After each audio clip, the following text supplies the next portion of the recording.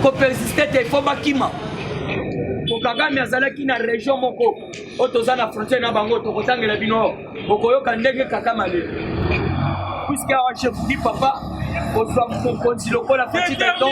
c'est une bénédiction divine. C'est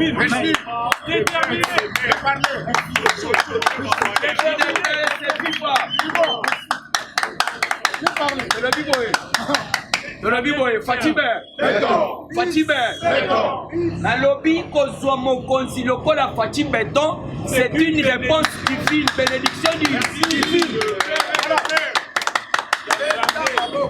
Allez le salam. Américain bazan de Bagdad. Américain. Bango na bango. À cause de la diplomatie à Fatih Béton. On comprend ici. Il ne peut se vivre. Ici, à combien de biso to bengi été. Alors biso to komi partenaire privilégié. Mais oui. Sikoyo mituna. Ngai nazofanda chaque jour na lobi Nzambe. Merci beaucoup. Pour aussi président. Oyo vraiment pour na biso. Ministre de la Défense azolo bisashida kabanda talamba armo nyonso to ezao na biloko. Qualité oyo kokona. Nde oyo biso to kopesa bino ya yango. Par rapport à nini oni etelemaki lobi boye. Cette fois-ci, les ADF se sont comportés comme un armement lourd et sophistiqué, et non comme un groupe rebelle. Mais Tokomi Tuna, Bino Bozawana pour la sécurité. Bokoyana Manduki ni. Bango Bakomo, Oyana Manduki Kolekoya Bino. Ah, on est photo changer diplomatie. Yamano Moni Balamo Pokuna. Nakata d'ici. Nazo Sabino Awa, Bilaki Bango Biko. Toujours la qualité politique. Actualité, la bande qui connaît Sabino, Moussou Ezali,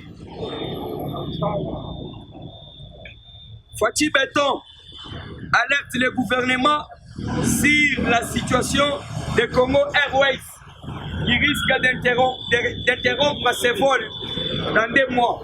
Alors, Balobi Boé, Congo Airways, et puis moi. Donc, qui te bénit ni na lingala et ça passe. Je suis mon Kokoso, je suis doyen. Congo, ouais, je suis Kokoso. Alors, chef de l'État dans le Conseil des ministres, a délémé qui gouvernement, et puis il y a Sida qui doit ministre. Il y a finance, il y a Mangotali, transport. Alors, puis Bango, Bakende na Lombango, Bassi Salikambouana. Alors, pendant monopoliser parole, Bande Kwamatali Bazole là. Alors, puisque bazo pèse information. L'information bazo ça, ça quoi disait chef de l'État.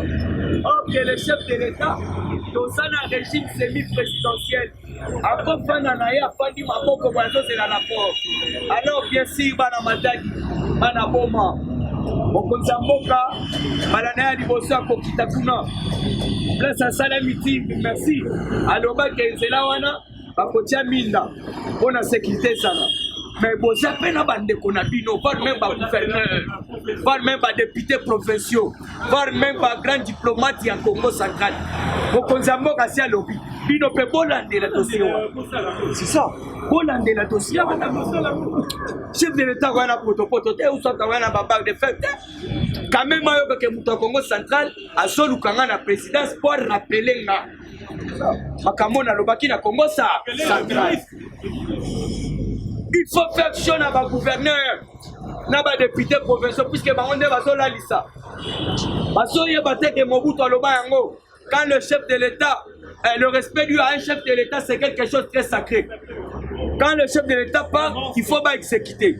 Alors ba na Congo central, président c'est Yoki, mais bozana gouverneur, on n'est pas à chaque base. Pas à la Kimona Congo central à solo. Abanda ko s'occuper na Matadi.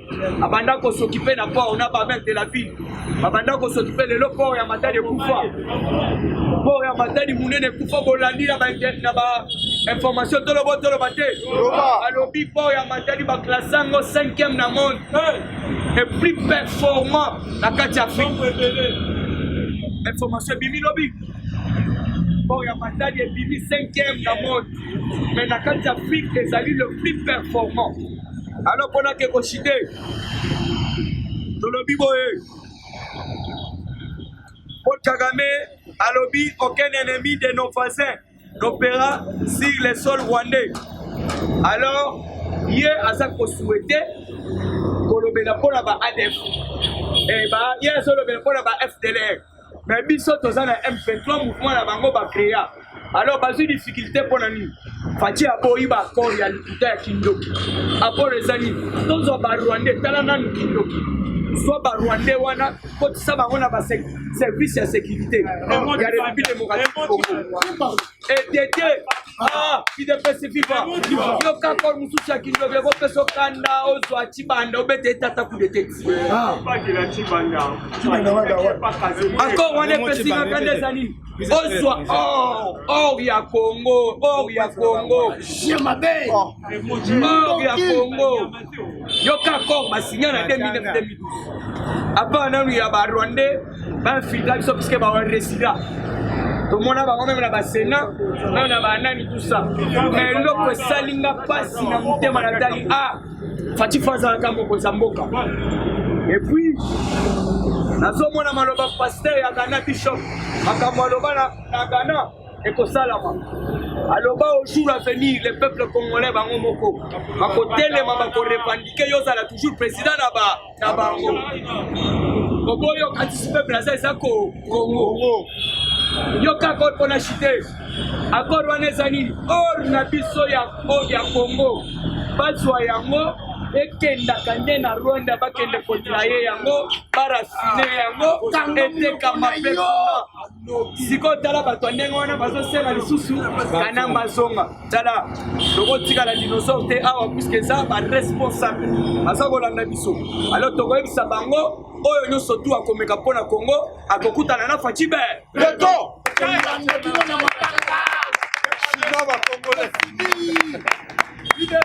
Viva! Viva! Viva! Viva! Fachibe! Beton! Oyembe loko nini aux États-Unis azobanga Russie.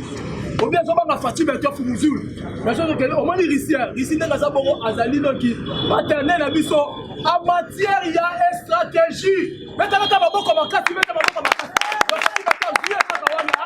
En matière, il y a une stratégie. Mais stratégie, il y a surtout. Voilà, la société américaine. Pas comme des lignes.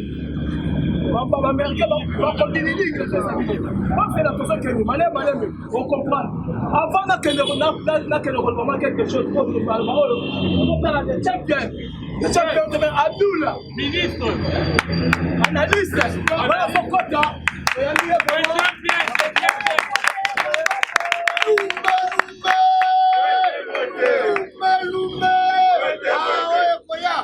Allez, fatigue-toi.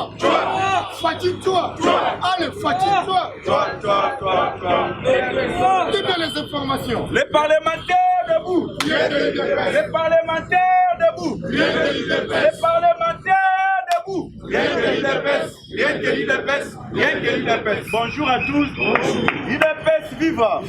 Fachibe. Nous allons concernant la Moukwantambalo, Fachibe étant le président à la grande taille d'Igako. l'IDPS viva. Avec le général Kassongo, Cannabis est en danger. Avec le général Kassongo, peuple congolais va pour sa sabangouane. Kassongo a son potentiel, c'est un phénomène Koulounate. l'IDPS viva. Maintenant, nous n'avons pas de général à l'Imoumouné, ne va pas faire tâche à Mouné. l'IDPS viva. On a même consulté à Bamba Kokoka. Si comme opération tâche à Koulouna. l'IDPS viva. Na avenue Mombele. l'IDPS viva. Plutôt na Mombele. Avenue Mbe, na avenue Fatundu. La direction qui paye à yo. Koulouna est Bundami de 20h à 3h du matin. l'IDPS viva. De 20h à 3h du matin. l'IDPS viva. Bandi biloko ya batu en désordre. Maintenant, souciat moko ezalaka wana souciat Fatundu. Ba policier baza wana zokande bango moko pe bakulu. Bakulu no. l'IDPS viva.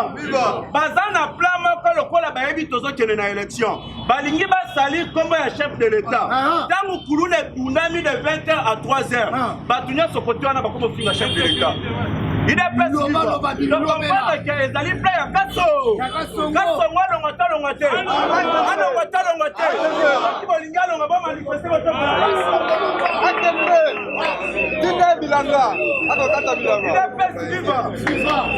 na niveau ya kituka idepesi viva mboka na biso eza na bascenario ya monene niveau ya kituka eza na colonel moko kote ya PCA idepesi viva eza na bagarde bayaka bamisusu bakataka babilanga wana bamisusu baza comme kodue garde kote wana koprotege babiloko kote wana maintenant général wana atuni garde na ye moko alobi yo outaka wapi idepesi viva garde wana alobi anautaka na kankokolo le général a question azali kotuna kankokolo ezalaka wapi otala deka kindoko un général ayebi place kankokolo ezalaka te azotuna ezalaka wapi idepesi viva parmi bainformation il paraîtrait que parmi les généraux babandaki koluka bandekuteka baarme na este ye mpe azala na kati akima bomba na kuna idepesi viva otala bagénéraux oyo Hippolyte Kanambe Kazemira kota na ami bagénéral moko bazwa ta formation te eloko moko te idepesi viva tokomi epai ya Némi Moulanya Némi Moulanya professeur oyo Hippolyte Kanambe Kazemira komisa ezo idepesi viva ye aza lobi niveau sécuritaire et social na mboka ezali mabe ngana kotuna ye Hippolyte Kanambe Kazemira président na mboka oyo atika budget so ya 3 milliards batala boye mupepe na mupe mais Fachi Beto akomisango na 11 milliards Hippolyte Kanambe Kazemira l'État a na ba école te mais Fachi Beto a construit ça c'est une école ya l'État ba centre de on a été ordonné on va pas être en désordre merci beaucoup la c'était de vraies informations j'aime beaucoup mon ami mais quand même combattant il de pèse par contre à côté que ça il de pèse vivant merci la maman Rose sur la États-Unis de compétition à Londres de Cojon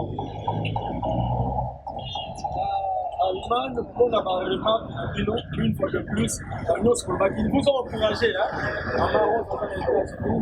maman Rose donc ma pessimino ma faute de mine pour le travail qu'on fait mais une chose vous connaissez le Parlement de nouvelle génération n'est pas un parlement uniforme. Donc voilà,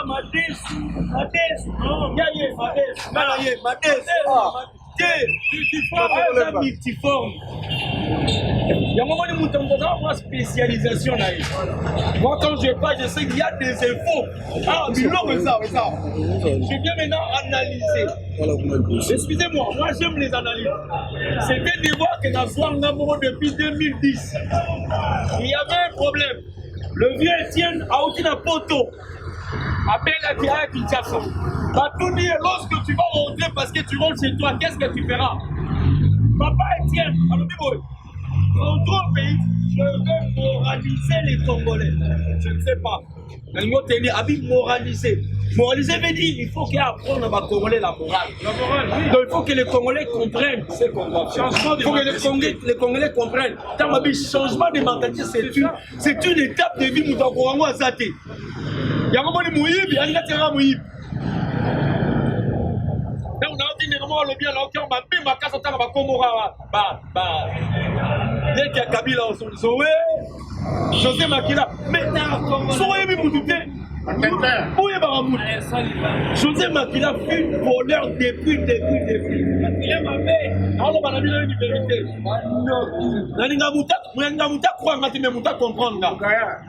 Moi, je faisais les voyages avec les bateaux de mon père.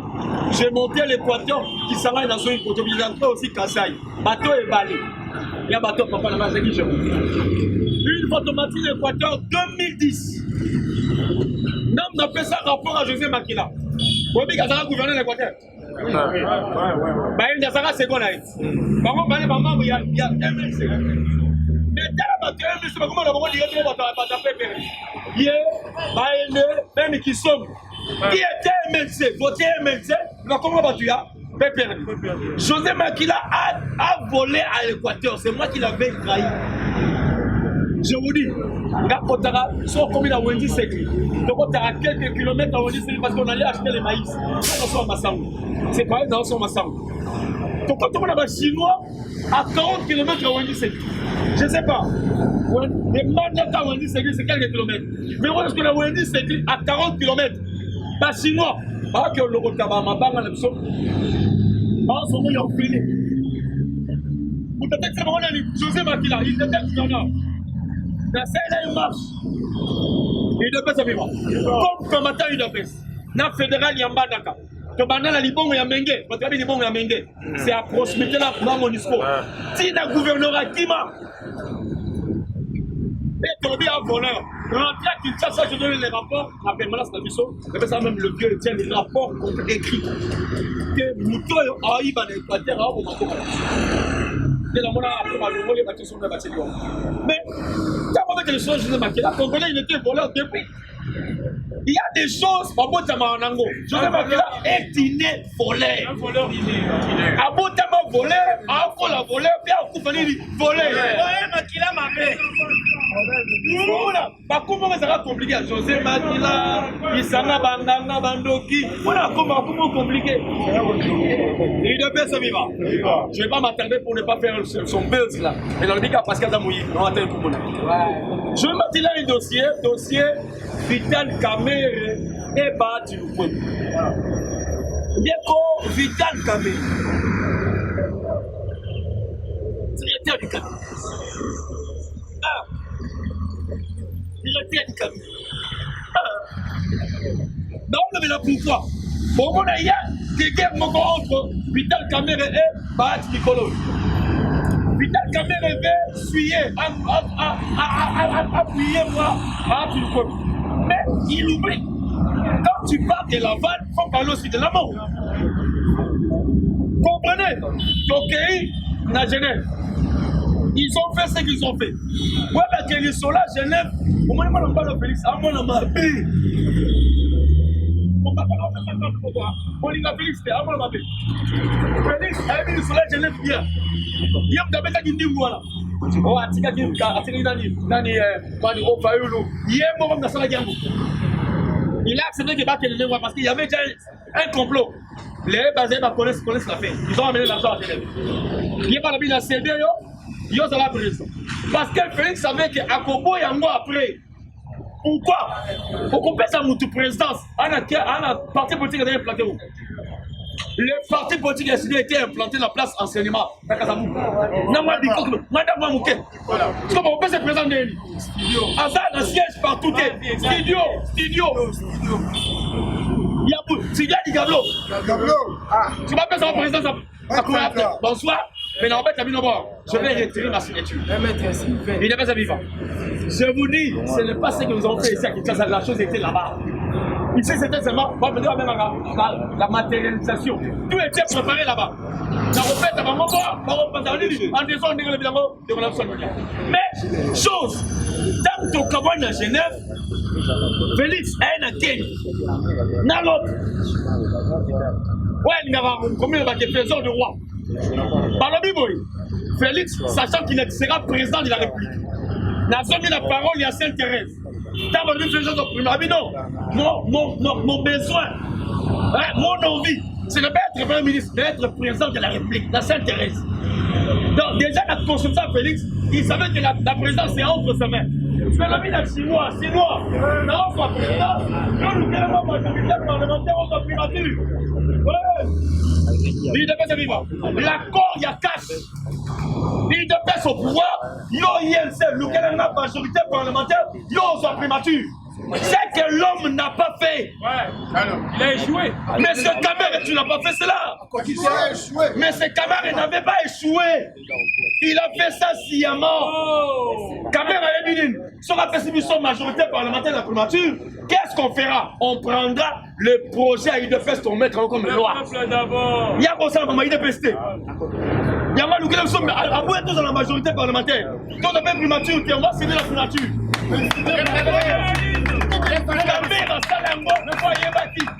Après ça vient primature parce que le projet va venir comme en loi. Un projet se transforme en loi et comme un rappel programme. Et l'on a un projet à partir et quand il y a le Parlement comme loi. Le Parlement recevra un programme, il y a gouvernement. Caméra, il va bien le stabilité. Il a fait ses moutons primature. Ah, projet, il a fait ses côtés au Simba. N'a cassé bam. A cassé du soir, oui, directeur du cabinet. Mais Kouna, caméra, ça a idée à ma paix. Moi, parce que le directeur du cabinet a été politique à président. Tous les rendez-vous. Il me appelle ça à il y a un moment où il m'a dit, avec ma Félix, avec Yo, il y a un rapport entre Kamel et Kabila, il conseille avec Félix Youm. Oh, Félix avec les écoutes, il y a pas de semblable. On va voir. Il n'a pas cette loi. Mais, dans ce qu'on en avant, lorsque Félix n'a pas eu la majorité, il n'a pas eu le gouvernement, Félix, après, même la coalition, cohabitation, adhésion, cohésion, communication, on a échoué. Félix serait pour maintenant à battre le peuple. Pour que battre le peuple, toujours il y a une case à départ. Parce qu'il y a un amour. Kamel travaille aussi avec M. Jean-Marc Kaboun. C'est Jean-Marc Kaboun qui nous a fait échouer sur le Bangoudé. Le président était en Namibie. Pas toutes les questions de RFI. Président, jusqu'à maintenant, il n'y a pas un gouvernement à Kinshasa. Je vais nommer un informateur qui me cherchera un informateur. Nabouti Nango, Kamel, Nani Jean-Marc Kaboun, oh non, la majorité s'élève chez par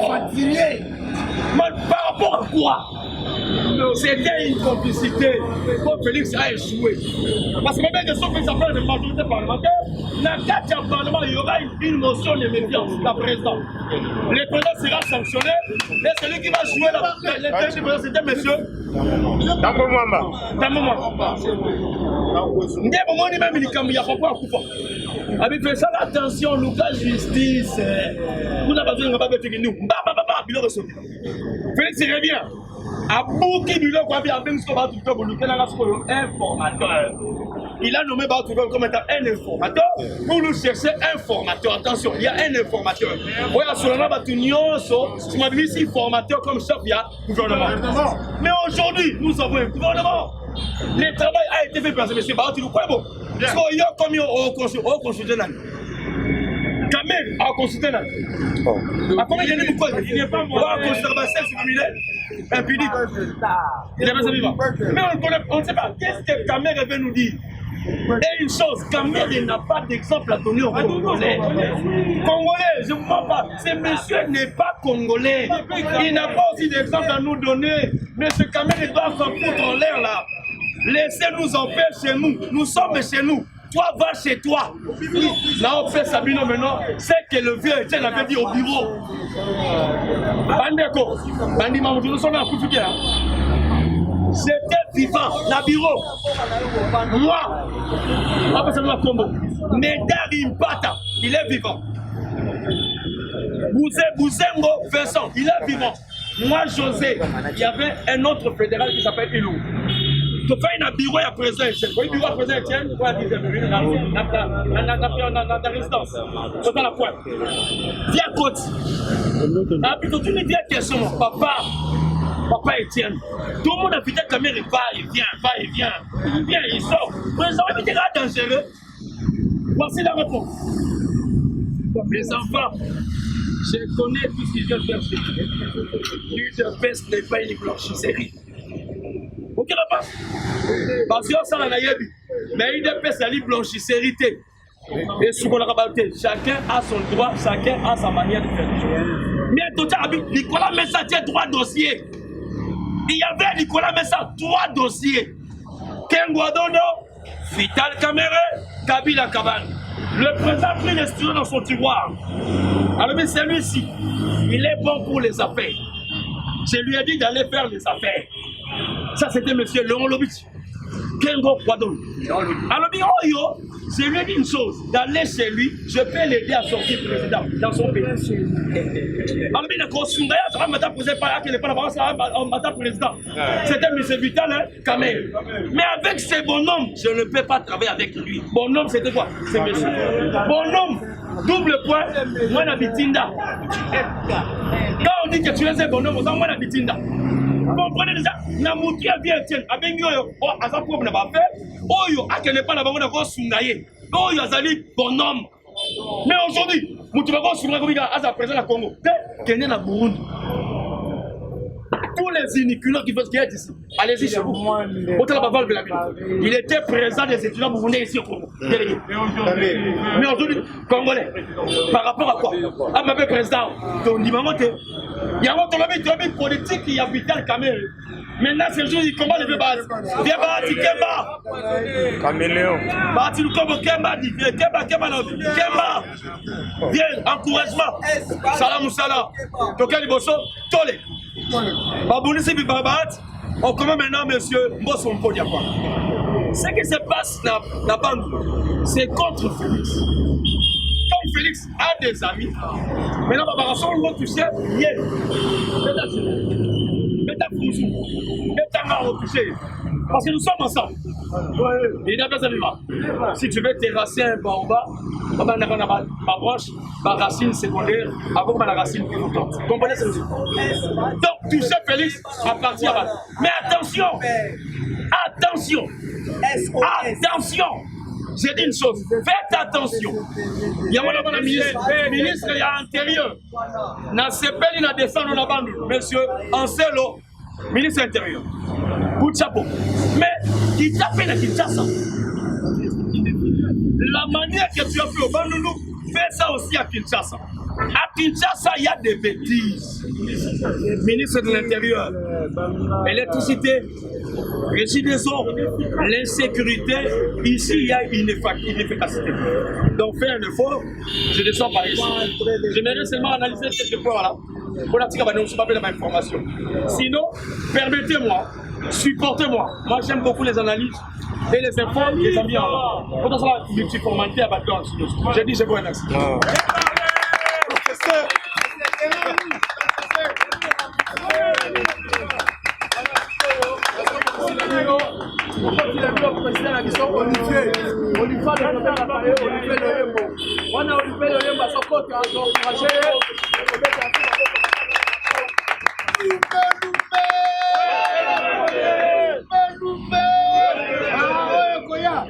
Allez, fatigue-toi.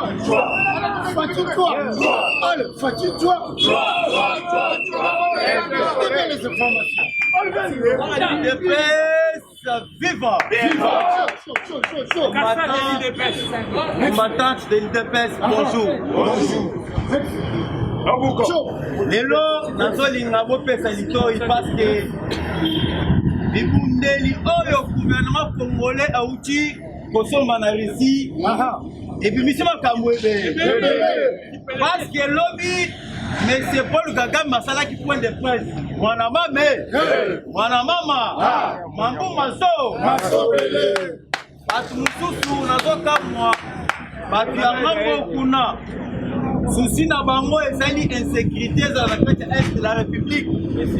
Tango gouvernement congolais asombi minduki na monoko na bango balobi qu'est-ce que biso tokola minduki wana minduki wana tokala ngo est-ce que minduki tozo minduki tote na zungu tolami tolie tala lolenge ya raisonnement oyo basoi-disant bakongolais bazolobelechir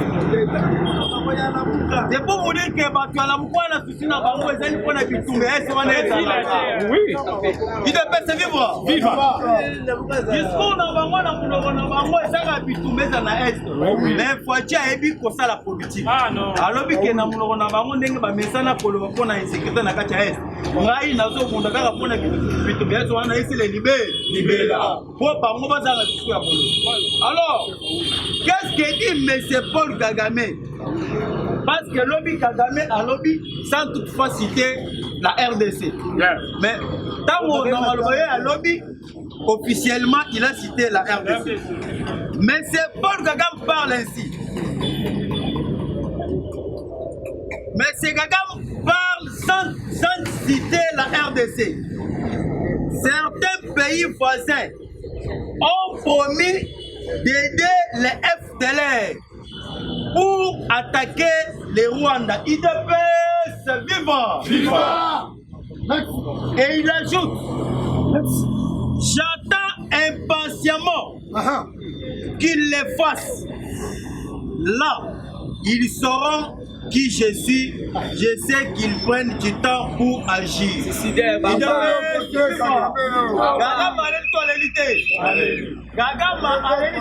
qu'est-ce que Gagama dit? Gagama le dans message naé a cité RDCT.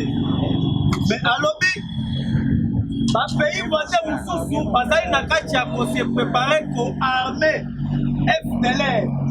Pour débat na Rwanda.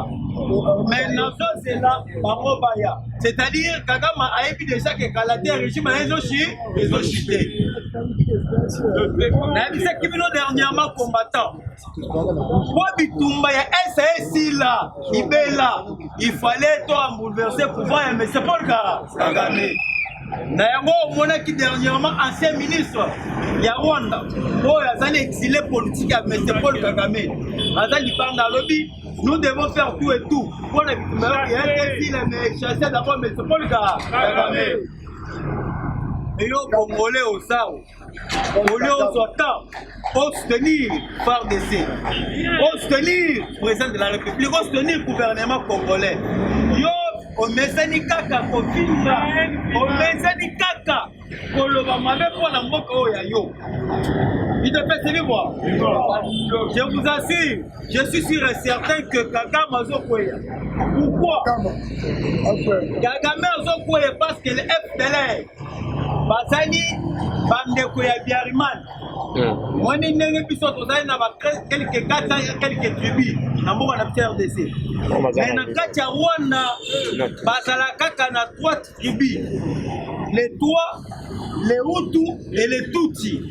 Maintenant bato bazalaka ebele bazalaka batuti mais ba Hutu nde bazali ba ndeko ya Biarimane. Lorsque M. Kagame azalaki chef d'état-major général à l'époque na kati ya Uganda bazalaki coup d'état contre Biarimane ne baye ko imposer Kagame bazue pa ya Museveni a imposé na kati ya Rwanda comme président de la République. Il devait se vivre. Tant Biarimane a kufwa sikoyo bandeko na bango babane kosala pression epa ya Kagame pourquoi akomaki ndeko na bango.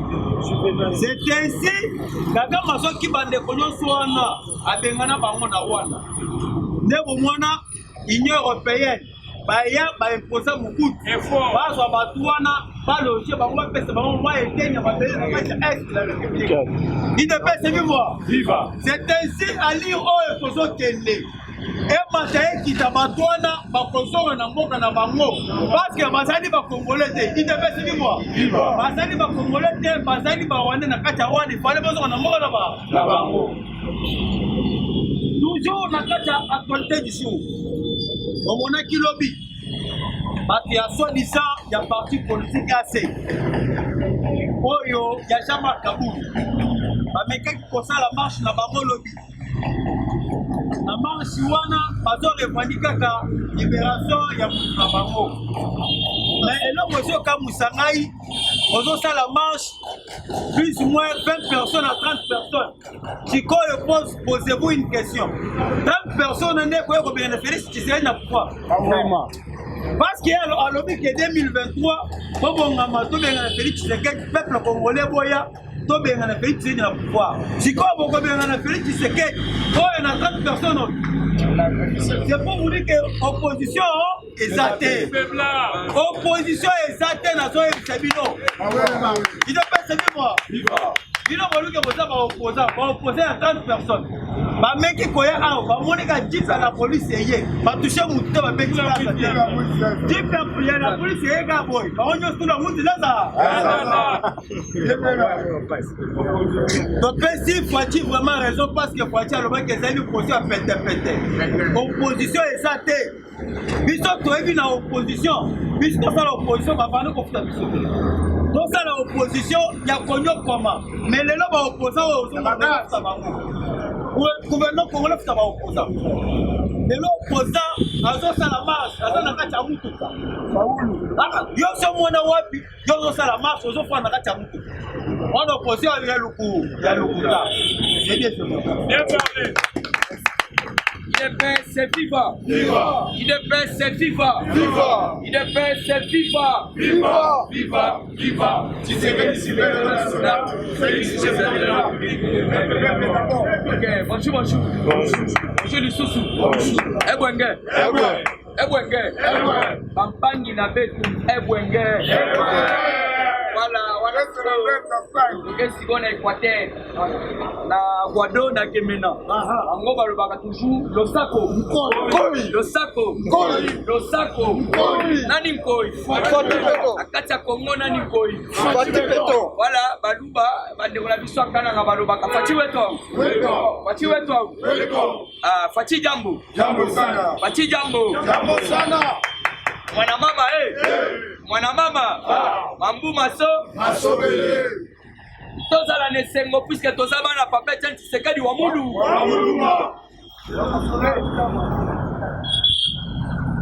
Merci ya bande wana biso ya oto bengi Congo Central ebele balobi tolobaka mwanda. Ochela mbanze kilembe ya bambanze kilembe ya monde kuna te. Tobandi ya monde sikoyo na boma.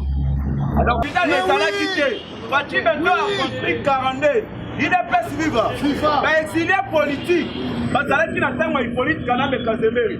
Mais la régime ya Félix Antoine Tshisekedi Tshilombo. Est-ce que ba exilé politique baza? Oya Mibenga azali exilé politique azali nde Moyi bisoka ibi atelemaka. Akala kani akimaka timbangu. Eza lokola ba John Nou, eza lokola ba Caleb Mouton. IDPS viva. Na mboka oyo investisseur babandaki koya te. Soki mundele aye na régime ya politique kana me Kazemeri. Babandaki kosala ye oyo baji babengi nani? IDPS viva.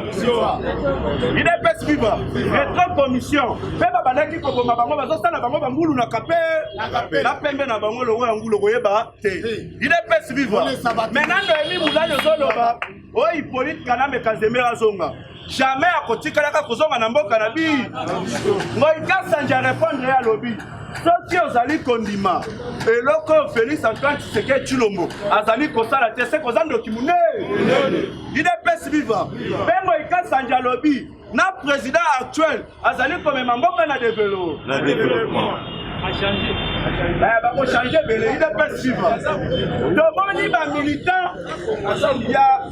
militant ya Alliance pour le changement ya Jean-Marc Kabou basala qui marche lobby bazali ko exiger libération ya leader na bango IDPS viva Alliance de changement na zobe yango Alliance de trahison natala batango bazali ko sala marche ici ya pamba IDPS viva la haute cour elobaki ba libérer azala na résidence surveillée libanda mais leader na bino moko alobi nini atikala na boloko siko bino bozali ko sala ni IDPS viva faut comprendre que bangulu Kabuni akotiselaki biso na ide en plus ba oba otambola na solo ya mbisi ya kamina IDPS viva yoka solo ya mbisi ya kamina pona Fati Bento batombola loboko bokanga ba.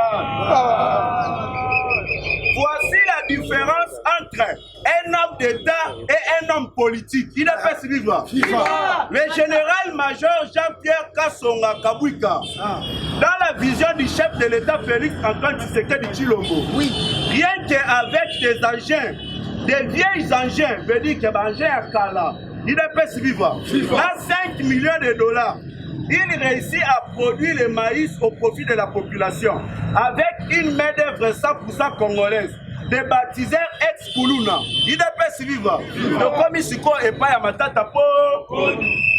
Alors, de l'autre côté, expert en macroéconomie, veut dire macro détournement. Avec 300 millions de dollars, lui, il a vendu des engins agricole de Bukangalonzo et c'est une université. Aussi, il veut devenir président de la République démocratique du Congo. IDPS viva. asali parti politique na ye LGD. Donc soki atotangi yango ezali Ligue des grands détours. Il est pas suivant avec Matata Pogno. Soit comme kaka président kaka ya RDC. A ko détourner CD wana totika kaka na R ya pas. Il est pas suivant. Donc comme il pas ya Paul Kagame. Paul Kagame a moni déjà bientôt en septembre. Ba avion de chasse na ba arme ezoyanako. Et puis Kobanga, il est pas suivant. Alobi boy. Paul Kagame parle de la RDC sans la citer. Certains voisins ont promis d'aider les FDLR pour attaquer le Rwanda. J'attends impatiemment qu'ils le fassent. Là, ils seront qui je suis. Il est pas suivant. Je sais qu'ils prennent du temps pour agir. Ça m'excite. Il est pas suivant. Et si tu en as nous ando. Yeba yango ba arme tango koya awa.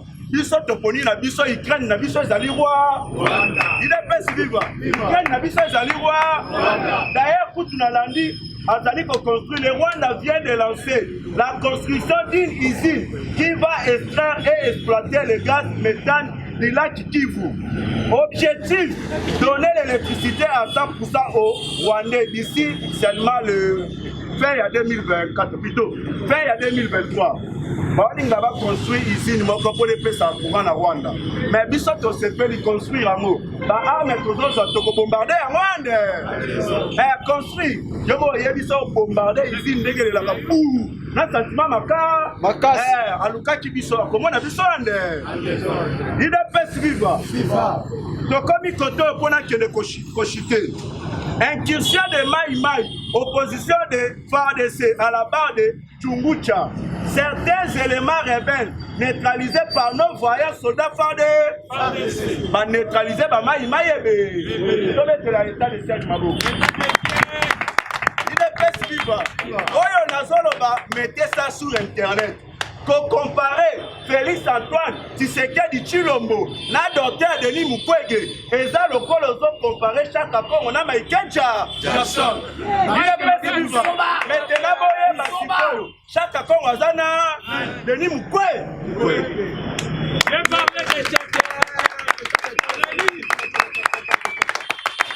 yango moni ayebisa kibilo boye omoni bato na 2023 lokola biso toza la transition papa oyo eza transition bato susumuka eza transition donc ndenge eza boye bango bazo comprendre bien que non na 2023 oyo bakokwea karnique donc bakokwea karnique et puis 2023 nalo sire bino tokokombola bango anderson et puis c'est là vendredi oyo ya conseil des ministres okomona mokwatomolo Fatou Beton aza na remaniement na maboko vendredi ya conseil des ministres oyo c'est le Koyo Kango. Non, bah comprendre que non, Fatou Beton petit on a 4 points. Il y a des morceaux, bah l'ingénieur va me Fatou Beton la génocidaire. Ah comment génocide? Donc pas ça la bilo comment on voit ça mater. Deuxième point à Bango. Et ça l'a dit. Donc le coup la Fatou Beton petit baron diplomatie à haut niveau. Donc on comprend les gens aussi comme besoin de social na biso en 2023. Peuple congolais a eu la fatigue. Mais bah comprendre déjà que le Fatou Beton a sali diplomate à haut cas. Mais ça veut dire que bon c'est là on comprend les nègres ça. Avant la porte du récit, les leaders fesses, et si quand tu as son quota, encourager le dialogue.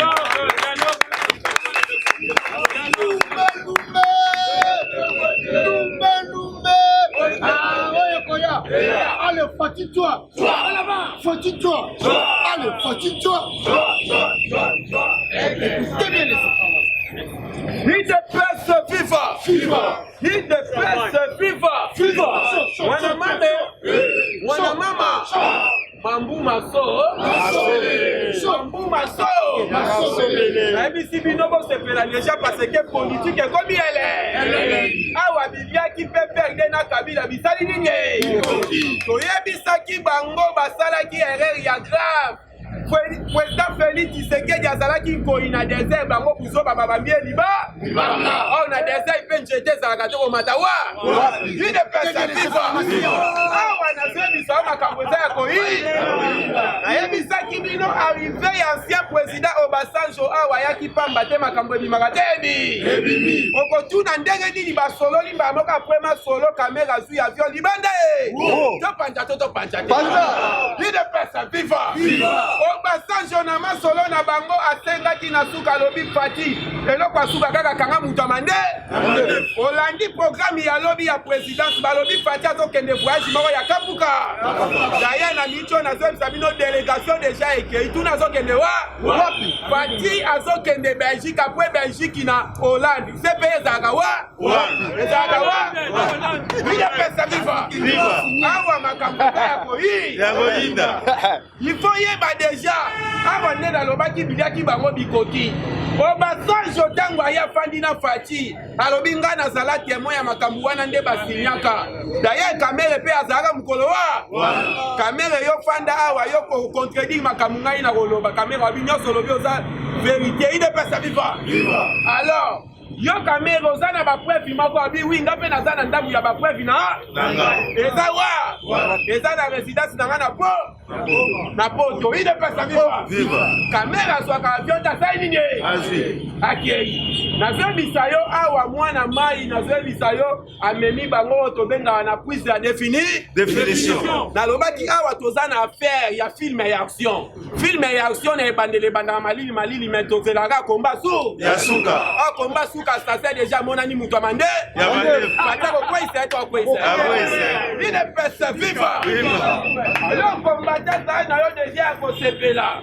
président azokende na belgique kuna azokende makambo miba azokende babi visite privé mpe azokende su na makambo ya famille ya libala mpo ye aza congolais de père et de akufelaka mpe abalisa mpo elakisaki oyo aza congolais estce faulu deja akufela idepesa viva moïse katumbi deja akufela kabila deja akufela bango bazalaka kaka famille ya twa mpe faulu kaka ye na mwasi na moïse kaka ye oka deja moïse ake bembe oyo ya tata mwasi idepesa viva me fati abalisaka mpe akufela papa na ye akufela tata mwasi na ye akufela papa lengi na tokenda matanga to tokenda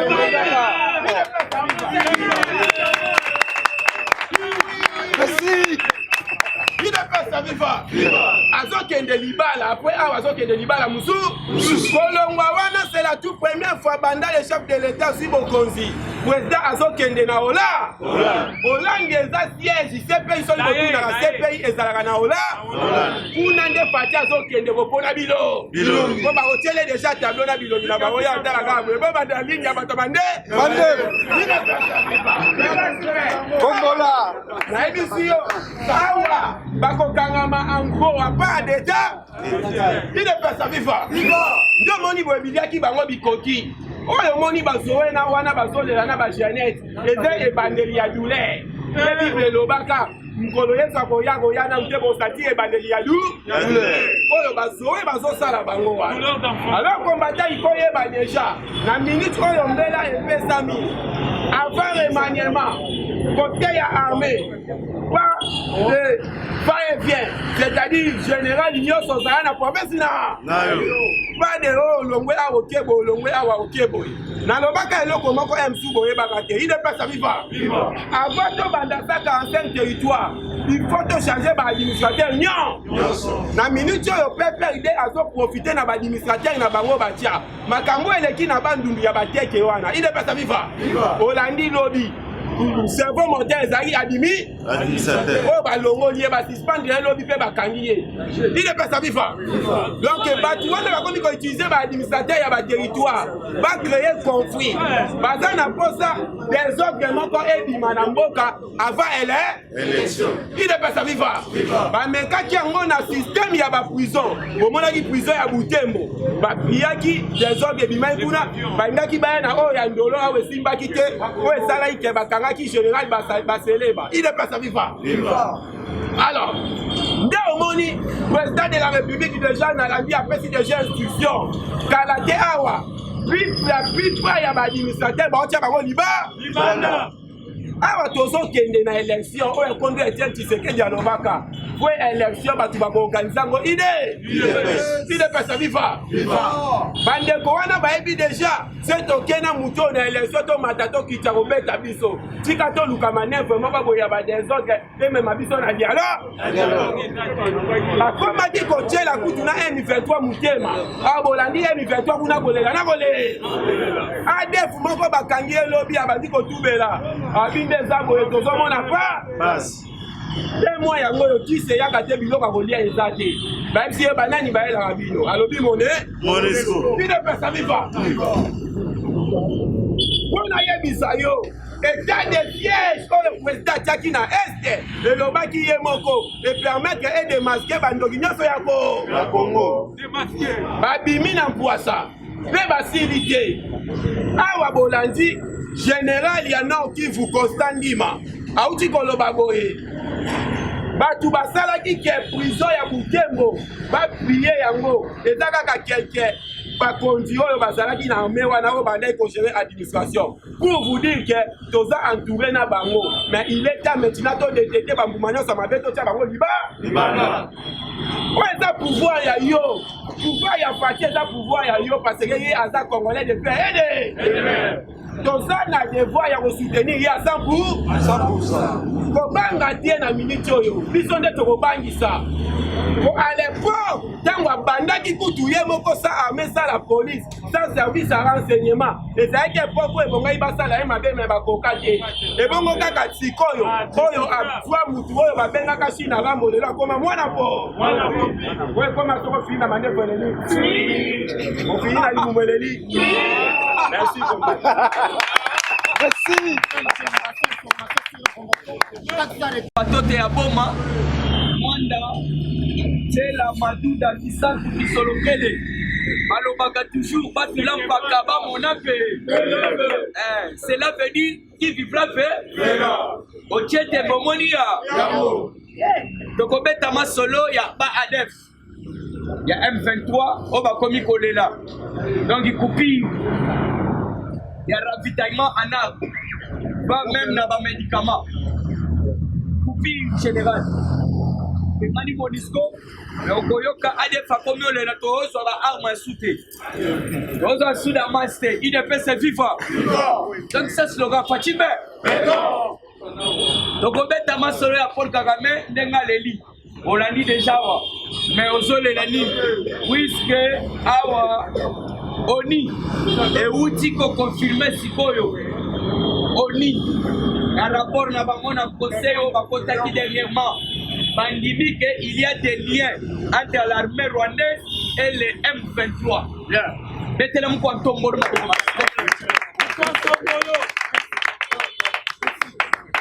ça c'est l'évangile de Fatima évangile mondial moto bouleversé tana moto bouleversé oni tolobake barwanda oyo nde bato bakoadrese biso oni azoboyo te rwanda te ceci cela baaméricain mpe bakoteli bango tout ça ceci cela mais baye komona mwana mai alati mpe te ya sadek puiske nde nazoyebisa bino bapeke poli na bapete idps viva bapeka ya mwana mboka mukwantongolo poli na bapete atelemi na se na oyo tobengi sadek alobi avana kende koshite naza kofélicité oyo tobengi sadek mpo basoutenir biso na oyo tobengi agression oyo tobengi barbare na louche lâche merci doyen agression lâche et barbare cela veut dire soki tolobi comportement agression ya Rwanda donc cela veut dire tozomona mbala moko Paul Kaka tokobeta mpe masolo ya oyo tobengi ndeko Jeannette Kanambe yaya moto akosaute Kanambe akoki kozonga awa te bana Congo central baleli balobi awa ndenge eza boye société ya Bralima Kanamba boma yango pora matadi Kanamba nde mutu aboma yango sikoyo akoya lisusu pasala ni c'est la terre à vie alors tokoyebisa bino ke fati toujours meton alobaki yango au cours de mon mandat il n'y aura plus les intouchables. Par rapport à Nini Bokoyo Kapé, de Jeannette Kanambe, déjà Anna Katutua, la filière ya l'État. On dit qu'après Kopoto dans le pango Wanao ya Sali. Sali le pango ya l'État. Alors, sans plus tarder, nous avons une information. Il y a ADF Mokoro Bakangaki dernièrement. M23. Alors, Liboso, il y a Otobengi, FRDC. Ne Otobengi ADF Wana, Akeko Bimisa Vérité. Alors, Balobi capturé la semaine dernière par les forces armées de la République démocratique du Congo. RB ADF a fait des révélations accablantes. Révélations Zanini. Nous vivons en désespoir depuis des mois. Espoir. Nous vivons en désespoir car il y a bien maintenant à peu près un mois que tous nos chaînes de ravitaillement, en termes de santé, voilà tous les médicaments et nourriture ont été coupés, a-t-il indiqué, et lui de poursuivre en signalant qu'avec la pression de la population sur la MONUSCO, le ravitaillement en armes connaîtra des problèmes sérieux parce que la MONUSCO était censée jouer son rôle en allégeant cette tâche.